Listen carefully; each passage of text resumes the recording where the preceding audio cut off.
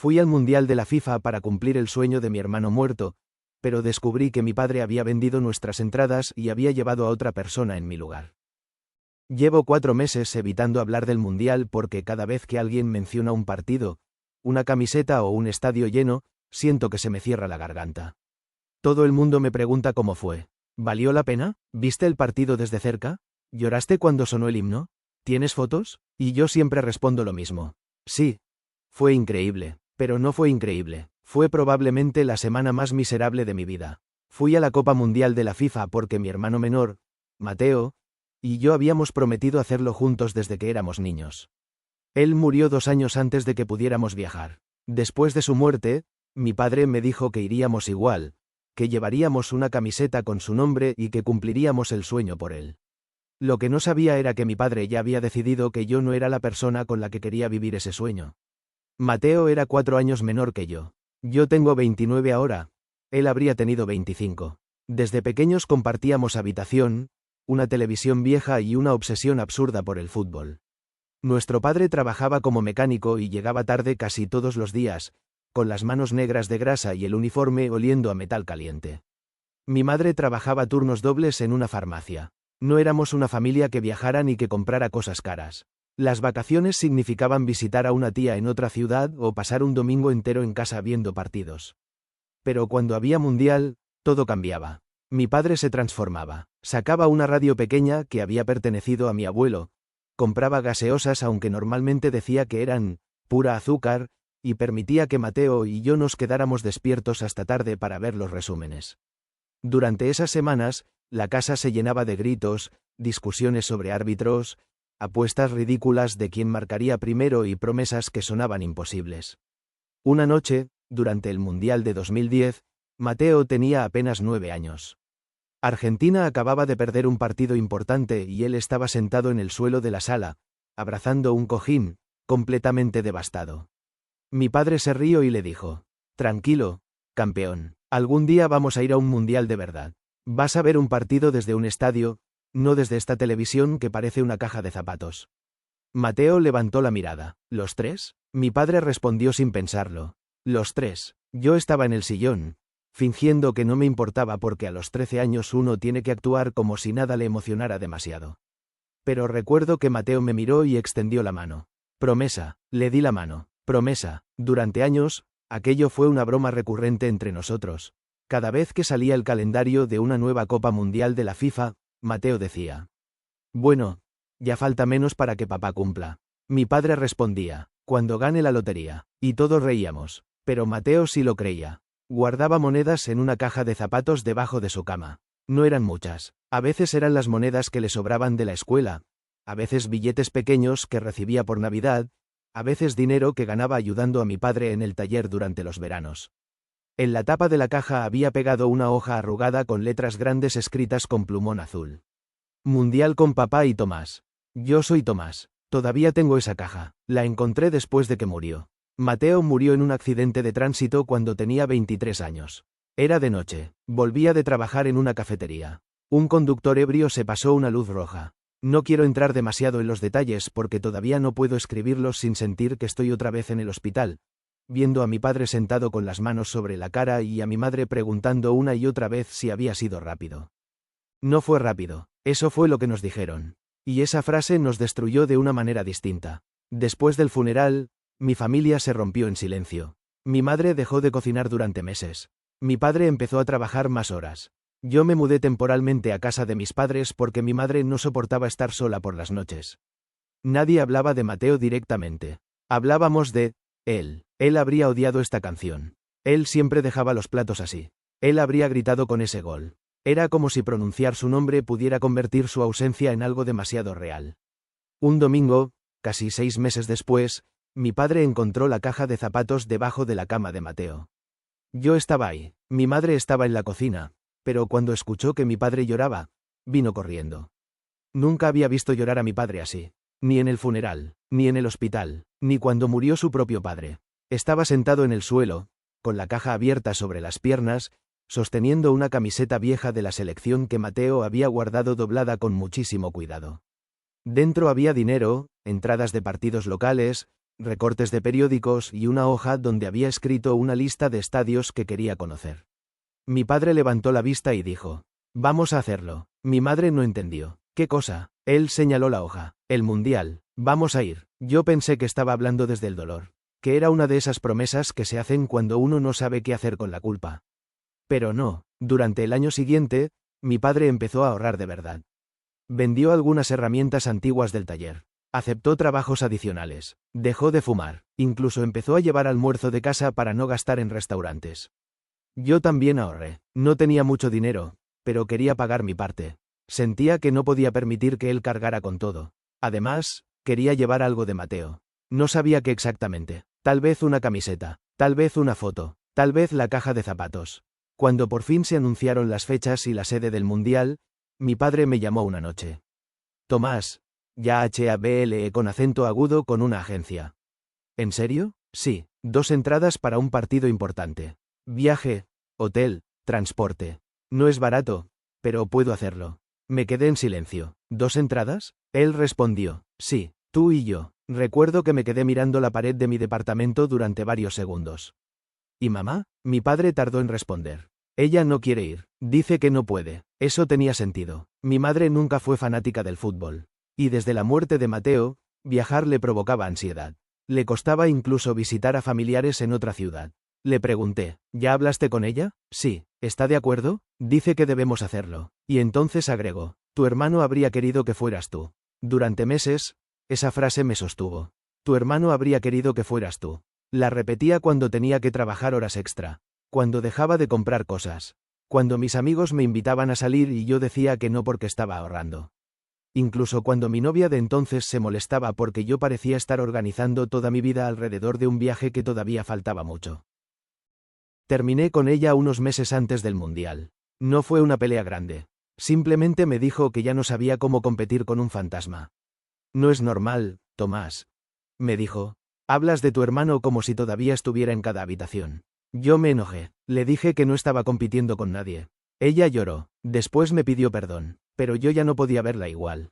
Porque, aunque no quería admitirlo, parte de mí sabía que tenía razón. Mateo estaba en todas partes.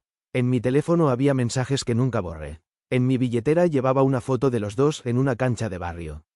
En mi closet estaba su vieja casaca deportiva. Y en mi cabeza, cada plan importante tenía una pregunta escondida. ¿Qué habría hecho Mateo? Cuando faltaban 6 meses para el viaje, mi padre empezó a comportarse extraño. Al principio fueron cosas pequeñas.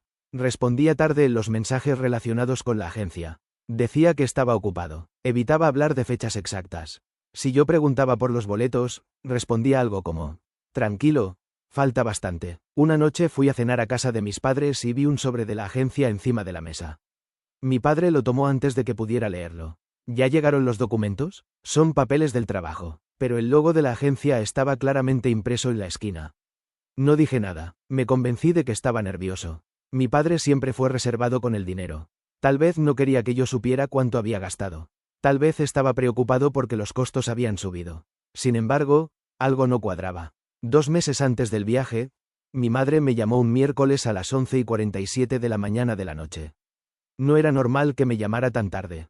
Contesté de inmediato. «¿Mamá? ¿Qué pasó?». Hubo silencio. Luego escuché que estaba llorando. «Tomás, necesito preguntarte algo, pero prométeme que no vas a hacer una locura». Sentí que el cuerpo se me enfrió. «¿Qué pasó? ¿Papá está bien?». «Sí, no es eso». «Entonces dime». Mi madre respiró hondo. «¿Tú sigues yendo al Mundial con tu padre?». Me quedé callado. «Claro. ¿Por qué preguntas eso?». Ella tardó demasiado. «Porque hoy vino Camila». Camila es la hija de la hermana menor de mi padre. Mi prima. Tiene 22 años. Siempre fue cercana a mi padre, especialmente desde que empezó a ayudar algunas tardes en el taller. Mi padre decía que ella era, como una hija, porque su padre biológico se fue cuando ella era niña. No entendí qué tenía que ver. «¿Qué pasó con Camila?». Mi madre sollozó. «Traía una maleta». «¿Una maleta?». «Dijo que tu padre le pidió que empezara a preparar sus cosas para el viaje». Sentí un zumbido en los oídos. «¿Qué viaje?». Mi madre no respondió, y en ese momento lo entendí. No porque tuviera pruebas, no porque fuera lógico, sino porque una parte de mí ya lo sabía. «Mamá, ¿papá le dijo que va al Mundial?». Ella lloró más fuerte. «Yo no sé nada, hijo. Te juro que no sé. Él no me cuenta nada». Pero Camila estaba emocionada. Dijo que él le prometió llevarla desde hace meses. Me levanté de la cama tan rápido que golpeé la rodilla contra la mesa de noche. ¿Desde hace meses? Tomás, por favor, ¿desde hace meses? No le grites a tu madre. Dijo una voz al fondo. Era mi padre. Mi madre debió tener el teléfono en altavoz. Escuché pasos. Luego la voz de mi padre, más cerca. Dámelo. Mi madre dijo algo que no alcancé a entender. Después, mi padre tomó el teléfono. Tomás. Nunca olvidaré el tono con el que dijo mi nombre. No sonaba avergonzado, no sonaba confundido, sonaba preparado, como si hubiera ensayado esa conversación durante semanas. ¿Es verdad? Pregunté. Necesitamos hablar en persona. No, respóndeme ahora, no por teléfono. ¿Vas a llevar a Camila al mundial? Silencio, un silencio largo. Después respondió, sí. Sentí que el aire desaparecía de la habitación. ¿Y yo? Mi padre exhaló lentamente. Tomás, escucha, ¿y yo? No pude pagar 3 lugares. Pero eran 2 entradas. Tú y yo. Eso dijiste. Las cosas cambiaron. ¿Qué cosas cambiaron? Camila ha estado pasando por mucho. Me reí, pero no porque fuera gracioso. ¿Camila ha estado pasando por mucho? No lo digas así. ¿Y yo no? ¿Mateo no era mi hermano también? Mi padre guardó silencio, y entonces dijo la frase que convirtió todo en algo mucho más cruel de lo que imaginaba. No se trata de quién sufrió más. Entonces explícame de qué se trata. Escuché a mi madre llorando al fondo. Mi padre habló más bajo. Se trata de que tú no entiendes lo que pasó. ¿Qué no entiendo? Tú nunca lo entendiste. ¿Qué cosa? Y ahí, por primera vez desde que murió Mateo, mi padre pronunció algo que nadie en mi familia se había atrevido a decir. La culpa que tú tienes en todo esto. La llamada se quedó completamente en silencio después de que mi padre dijo eso. No fue un silencio normal. No fue uno de esos silencios incómodos en los que alguien está pensando qué responder. Fue un silencio pesado, brutal, como si todos hubiéramos escuchado algo que no podía deshacerse. Mi madre dejó de llorar por un instante. Yo estaba de pie al lado de mi cama, con el teléfono pegado a la oreja, mirando la pared de mi cuarto. Había una foto de Mateo y yo enmarcada encima de una repisa. La foto era de cuando él tenía 17 años. Estábamos en una cancha de fútbol de barrio, ambos sudados, con las camisetas llenas de tierra. Mateo estaba haciendo una mueca ridícula detrás de mí porque odiaba que le tomaran fotos sin avisarle. No podía dejar de mirar esa imagen. ¿Qué acabas de decir? Pregunté. Mi padre respiró fuerte. No quiero discutir por teléfono. No, dijiste que yo tenía culpa. ¿Culpa de qué, Tomás? ¿Culpa de que Mateo muriera? Mi madre gritó mi nombre. Tomás, por favor, pero yo ya no podía detenerme. Durante 2 años, desde el accidente, había tenido esa pregunta escondida en algún lugar de mi cabeza. Nunca la decía en voz alta. Nunca se la preguntaba a nadie. Pero estaba ahí, porque esa noche Mateo me había llamado. A las 10:18 de la noche yo vi la llamada. Vi su nombre en la pantalla. Y no contesté. Estaba en una reunión con compañeros del trabajo. Habíamos ido a un bar después de cerrar un proyecto importante. Había música alta, gente hablando, vasos sobre la mesa. Miré el teléfono, vi que era Mateo y pensé, lo llamo luego. Después llegó un mensaje. ¿Puedes hablar? No respondí. A las 10:31 de la noche envió otro. Estoy cerca de tu depa. Necesito decirte algo. Tampoco respondí. A las 10:44 de la noche llegó la llamada de mi madre. Y el mundo se acabó. Mi padre sabía eso. Mi madre sabía eso. Yo sabía eso. Pero nadie había dicho nunca que aquello me hacía responsable de su muerte. Hasta esa noche. No te atrevas a decirme que fue mi culpa, le dije. Mi voz temblaba tanto que apenas me reconocía. Mi padre respondió, no dije que tú lo atropellaste. Pero lo estás insinuando. Estoy diciendo que él quería hablar contigo. ¿Y qué tenía que decirme? No lo sé. Entonces no sabes nada. Sé que estaba mal. Eso me dejó quieto. ¿Qué quieres decir con que estaba mal? Mi padre no respondió. Mi madre volvió a llorar. Y de pronto entendí que había una conversación de la que yo nunca había formado parte. ¿Qué sabía Mateo? Pregunté. Mi padre dijo, no voy a hablar de esto ahora. ¿Qué sabía Mateo? No voy a discutir contigo. ¿Qué sabía Mateo? Mi padre guardó silencio. Luego escuché un golpe seco, como si hubiera dejado el teléfono sobre una mesa. Mi madre dijo algo entre sollozos, pero no entendí las palabras. Después la llamada se cortó. Me quedé parado en mi cuarto durante varios minutos. No lloré, no grité, no rompí nada, simplemente me senté en el suelo y miré la pantalla negra del teléfono. A las 12:06 de la noche, recibí un mensaje de Camila. Hola, primo, no sé si hablaste con mi tío, pero por favor no te enojes conmigo. Yo no sabía que él no te había dicho. Leí el mensaje unas 10 veces. No le respondí. Ella volvió a escribir. De verdad no quería meterme en problemas. Él me dijo que tú no podías viajar porque estabas ocupado con el trabajo. Sentí una presión horrible en el pecho. Porque mi padre no solo había cambiado las entradas. Había construido una mentira distinta para cada persona. A mí me había prometido que viajaríamos juntos por Mateo. A Camila le había dicho que yo no podía ir. A mi madre, por lo que entendí, le había ocultado todo. Y ahora, de alguna manera, estaba intentando convertir la muerte de mi hermano en una acusación contra mí. No dormí esa noche. A las 6 de la mañana fui a mi trabajo, aunque no recuerdo nada de ese día. Un compañero me preguntó si estaba enfermo porque tenía la cara pálida. Le dije que no había dormido. Él me ofreció café. Lo acepté, pero lo dejé enfriarse sobre el escritorio. A las 2 de la tarde, salí antes de tiempo. No fui a casa, fui directamente al taller de mi padre. El taller estaba al final de una avenida industrial, entre una tienda de repuestos y un local de llantas usadas. Yo había crecido ahí. De niño me sentaba sobre una caja de herramientas mientras mi padre arreglaba motores. Mateo corría entre los autos estacionados y fingía que las llaves inglesas eran micrófonos. Ese lugar siempre me había parecido seguro. Esa tarde no. Cuando llegué, Camila estaba afuera, limpiando el parabrisas de una camioneta. Me vio bajar del auto y dejó de moverse. Tenía los ojos rojos. Eso me sorprendió. Yo esperaba verla emocionada, avergonzada o incluso molesta por haber quedado atrapada en el problema. Pero parecía asustada. Tomás, dijo, ¿dónde está? Ella miró hacia el fondo del taller. Está con un cliente. Necesito hablar con él. No creo que sea buena idea. Camila, ¿sabías que las entradas eran para mí y para él? Ella apretó el trapo entre las manos. Yo no sabía exactamente. ¿Qué significa, exactamente? Mi tío dijo que al principio iba a ir contigo. Pero después dijo que tú no querías. Eso es mentira. Ahora lo sé. ¿Desde cuándo? Camila bajó la mirada. Desde anoche. Yo quería enojarme con ella. De verdad quería hacerlo. Era más fácil pensar que ella había aceptado mi lugar con gusto, que había visto una oportunidad y no le importó a quién dañaba. Pero su cara no parecía la de alguien feliz por ir a un mundial. Parecía la de alguien atrapado en una situación que no entendía. ¿Por qué te eligió a ti? Pregunté. Ella tardó en responder. Porque dice que soy la única que todavía lo escucha. Eso me golpeó de una manera extraña. ¿Y yo no? Camila levantó la vista. Él cree que tú lo culpas.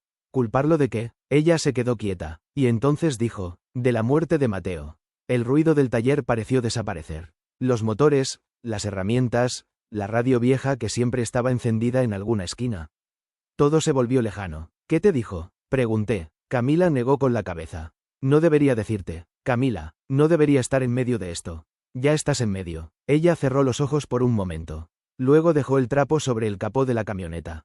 Tu papá cree que Mateo murió porque discutieron esa noche. Sentí que algo se congelaba dentro de mí. ¿Qué discusión? No sé todos los detalles. Pero una vez lo escuché hablando con tu mamá. Dijo que Mateo estaba furioso porque él había descubierto algo. ¿Qué cosa? Camila empezó a llorar. No sé. ¿Qué descubrió? No sé. Tomás. Te lo juro. Pero sí sabía algo. Lo vi en su cara. Y antes de que pudiera insistir, escuché la voz de mi padre desde el fondo. ¿Qué haces aquí? Se acercaba con pasos rápidos. Tenía el uniforme manchado de aceite y las manos negras de grasa. Durante un segundo, lo vi como siempre lo había visto. Mi padre, cansado, duro, un hombre que había trabajado toda su vida para que nosotros tuviéramos más de lo que él tuvo. Luego recordé la llamada, recordé las entradas, recordé a Mateo intentando llamarme. Y ya no pude verlo igual. Quiero saber qué descubrió Mateo. Le dije. Mi padre se detuvo. Camila retrocedió un paso. No hables de eso aquí. ¿Qué descubrió Mateo? Vete a tu casa, no hasta que me digas por qué estás usando su muerte para justificar que me robaste el viaje que prometiste. Mi padre apretó la mandíbula. No te robé nada, me prometiste que iríamos juntos. Y cambié de opinión. ¿Por qué? Porque no puedo estar contigo en ese viaje. Esa respuesta me dejó desconcertado. ¿Qué? No puedo pasar una semana entera fingiendo que todo está bien entre nosotros. ¿Y desde cuándo no está bien? Mi padre se rió sin humor. ¿En serio me preguntas eso? Sí, porque no tengo idea de qué hablas. Él miró a Camila. Vete adentro, tío. Ahora. Camila obedeció, pero antes de entrar me miró con una expresión que parecía pedir disculpas. Cuando estuvimos solos, mi padre habló en voz baja. Mateo descubrió que yo había pedido dinero prestado. ¿Qué? Mucho dinero. ¿Para qué? Para el taller. ¿Qué tiene que ver eso con él? Porque el taller estaba mal. Más mal de lo que tú creías. Yo tenía deudas. Había clientes que no pagaban. Había proveedores llamando todos los días. Y cometí errores. Yo no entendía. ¿Qué errores? Mi padre miró al suelo. Usé dinero que no era mío. ¿De quién? No respondió. Y entonces recordé la caja de zapatos.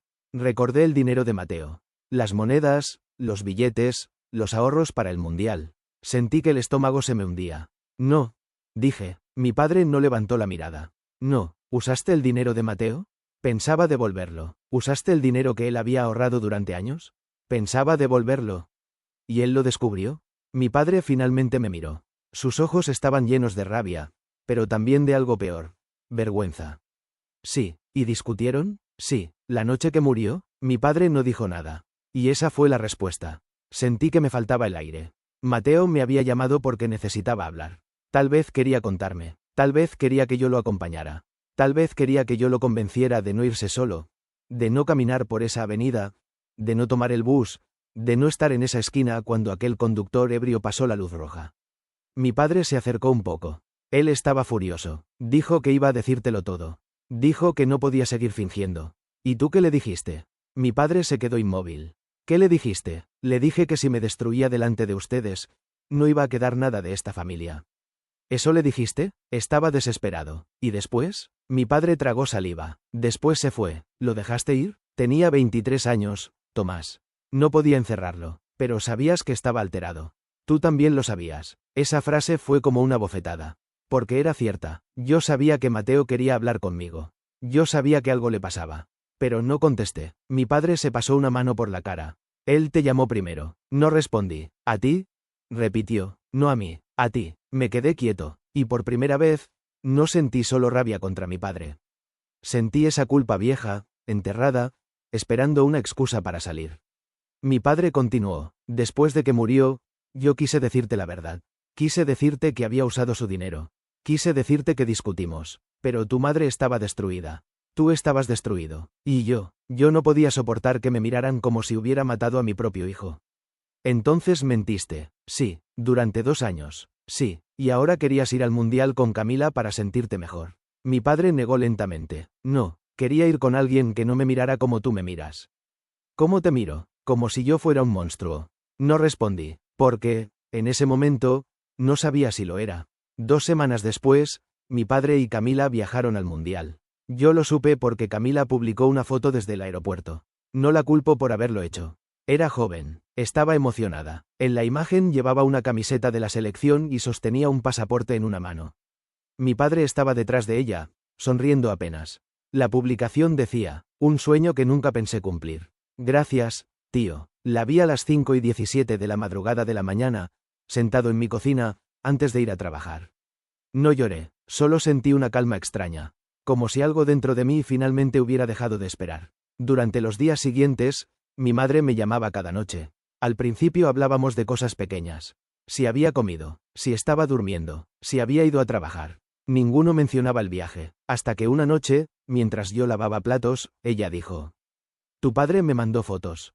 Me quedé quieto. ¿Y? ¿Está feliz? No supe qué responder. Ella siguió. Pero se ve triste también. No entiendo. En una de las fotos está frente al estadio. Tiene una camiseta de Mateo en las manos. Cerré el grifo. ¿La camiseta que estaba en la caja?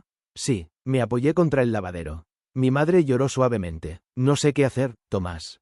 Siento que perdí a mi hijo y ahora estoy perdiendo a mi esposo y a mi otro hijo.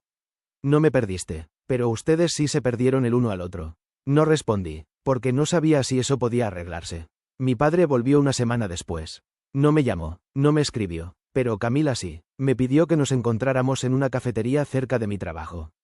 Fui porque necesitaba saber si había pasado algo. Llegó con una bolsa pequeña de papel, arrugada en las esquinas. Se sentó frente a mí y tardó varios minutos en hablar. No sé cómo decirte esto. Empezó. Dilo. Camila abrió la bolsa. Dentro había una bufanda oficial del mundial, una entrada plastificada y una pequeña bandera doblada. Tu papá compró esto para ti. Me quedé mirando las cosas. ¿Qué es? La entrada es para un partido al que él fue solo. ¿Solo? Sí. Me dejó en el hotel esa tarde. Dijo que necesitaba hacer algo. Tomé la entrada. Era de uno de los partidos más importantes del torneo. Mi padre había comprado una tercera entrada. No podía creerlo. ¿Por qué no me dijo? Camila empezó a llorar. Porque no sabía cómo. Esa frase me dio una rabia inmediata. No sabía cómo. La misma frase que todos usaban cuando ya habían hecho demasiado daño. ¿Qué pasó en el estadio? Pregunté. Camila miró sus manos. Llevó la camiseta de Mateo. Se sentó solo. Durante el himno empezó a llorar. Después me contó que vio a un padre abrazando a su hijo y que pensó en ustedes dos. ¿Y qué dijo? Dijo que había convertido el viaje en un castigo porque no sabía pedir perdón. La cafetería estaba llena de gente, pero yo sentía que no había nadie más. Camila sacó algo más de la bolsa. Era una carta. El sobre tenía mi nombre escrito con la letra de mi padre. No la abrí de inmediato. La guardé en el bolsillo de mi casaca. Camila me miró. No tienes que perdonarlo. No sé si puedo. Solo quería que supieras que él no me llevó para reemplazarte. Entonces, ¿por qué? Ella respiró hondo. Porque él estaba asustado de ir contigo. Eso me dejó en silencio. Esa noche abrí la carta. No era larga. Mi padre nunca fue bueno escribiendo.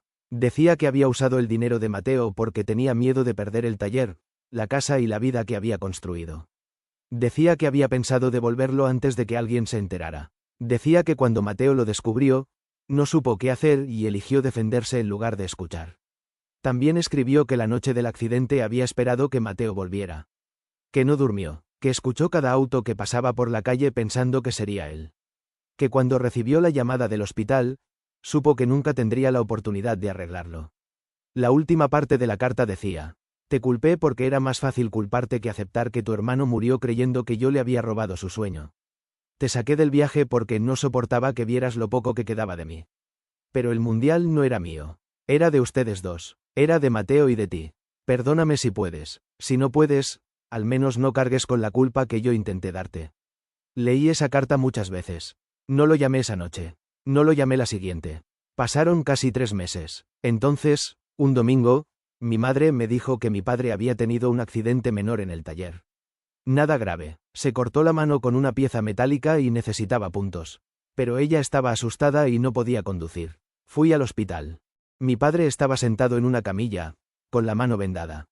Se veía más viejo de lo que recordaba. No solo cansado, viejo. Cuando me vio, no dijo nada. Yo tampoco. Nos quedamos así durante unos segundos. Finalmente, él habló. Gracias por venir. Mamá no podía manejar. Lo sé. Otra pausa. Luego miró su mano vendada. La camiseta de Mateo sigue en el taller. Lo sé. La puse en una caja de vidrio. ¿Por qué? Porque no quería seguir escondiéndola. Me senté en la silla junto a la camilla. No sabía si iba a perdonarlo. No sabía si podía hacerlo. Había cosas demasiado grandes entre nosotros. El dinero, la mentira, la discusión, la culpa, el viaje, la forma en que usó el nombre de Mateo para herirme. Pero lo miré y entendí algo que me costó mucho aceptar. Mi padre no era el único culpable de que Mateo muriera. El conductor ebrio era culpable. La ciudad era culpable por una avenida mal iluminada. El azar era culpable. Y sí, mi padre había cometido errores terribles. Yo también. Pero convertir esa noche en una competencia de culpas no iba a traer a Mateo de vuelta.